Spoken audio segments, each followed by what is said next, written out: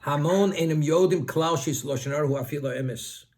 The common folk, the ignorant, they don't know that there's a prohibition to speak negatively about another person, even if actually what you're saying is truthful. It's true. It's still not justified. Ulabalei Torah, and those who are learned, who understand even when it's true, if it doesn't have any constructive value, it's not permitted unless it's under certain circumstances. Only applies in very specific situations. Even those who are learned, and it's been clarified and verified, unquestioned, that the prohibition of Lashon Hara is even to be truthful, but because it has this negative connotation, you're not permitted. So what is their justification? The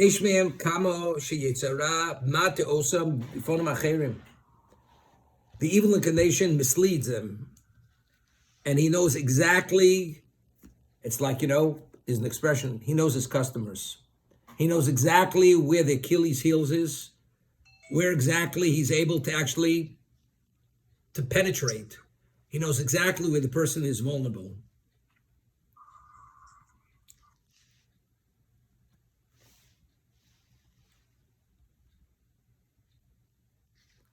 Echod shetekev machshav hayetzer hara b'rayonov shelo ish as ish hu mesaper olav l'chonef. It's interesting if a person is chosen to be a dayan, and he has to hear two sides of a case, and he has to be totally impartial. The whole concept and reality of impartiality is almost impossible. You meet a person, he has a warm, soft personality, immediately attracted to him. Another person, he's a gruff type person, he has a caustic personality, and immediately you have a negative feeling towards him. You've never met the person before. You know nothing about him.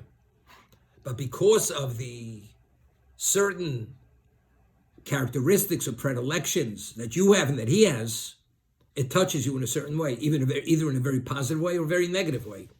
So if you have to be impartial and two people come and present the case before you, and you have to adjudicate between the two of them, and one person touches you in a very positive way,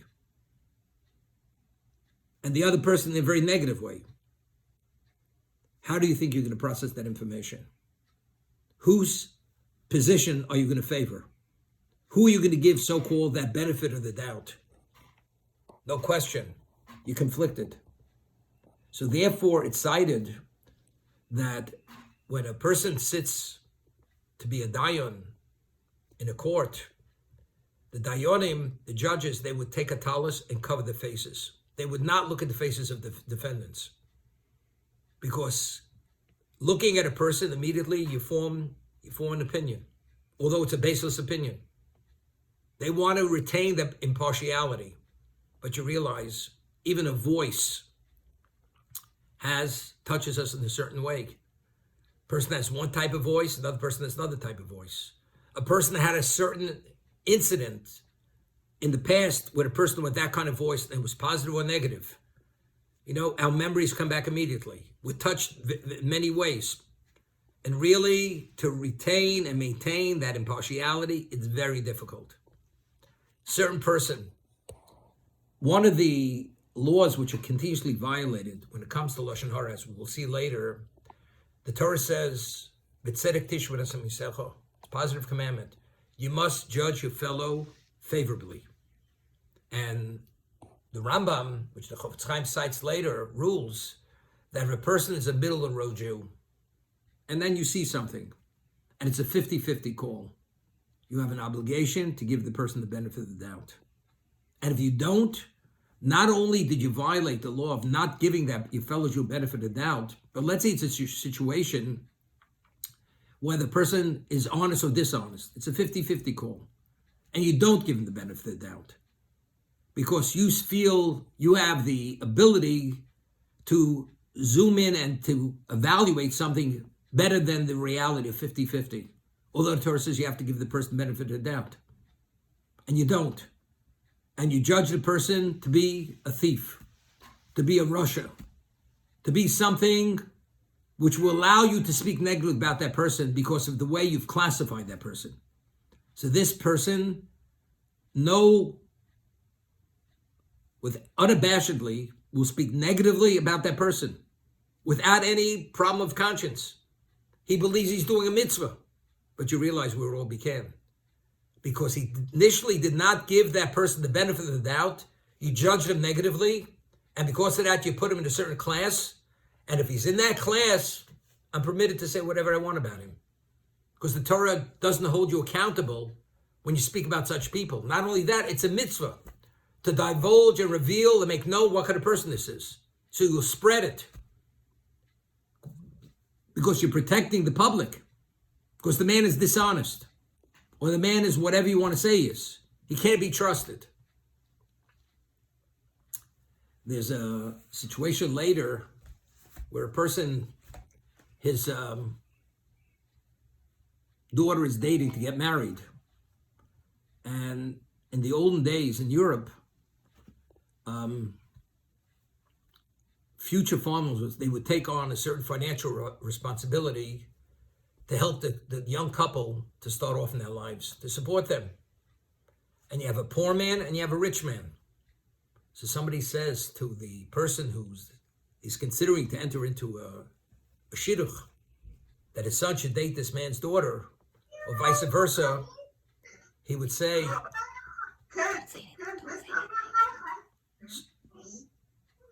somebody has to mute their phones in the background.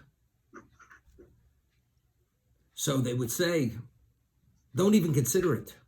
Even if he makes his commitment, there's no way he can meet that commitment. So the Chafetz Chaim says it's Lashon Hara. Because you find the rich man who makes a commitment, very often he doesn't hold his word. The poor man, if he makes a commitment, he will come through. Regardless of the sacrifice, he will back up his word. But yet people, based on their sense of who's able, who's not able, the man says immediately, he's not the one you want. Or a person goes into a partnership and they say to the person, you know something, he can't provide the capital. He's not really capable because he doesn't have that level of expertise. And what's the basis for your evaluation? Well, that's my sense. You understand? You can't pass judgment on the person based on your sense. We're talking about factually, you have to know reality-wise. The man's incompetent, he's not capable of participating. Or let's say a person, he lives beyond his means, and he projects the persona of a wealthy man, and you know the truth. And you go to say, see this man, you think he's wealthy. He's not what you think he is. Now, what is the value of sharing that information? It has no constructive value. It's only putting that other person in a negative light, speaking negatively about him. Well, because you can't tolerate it. What you could tolerate, it's totally irrelevant. The man does nothing wrong. It's none of your business whether he lives beyond his means, he doesn't live beyond his means. As long as he's not misleading anybody, projecting something which he's victimizing other people, you have no right to share it. If, in fact, he's living beyond his means and he presents himself as if he has the means and he doesn't have the means, then already, and you want to protect the so-called partner or investor who wants to invest with him, that's already something else.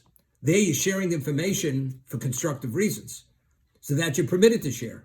But outside of very specific situations, you're not permitted. That's Lashon Hara.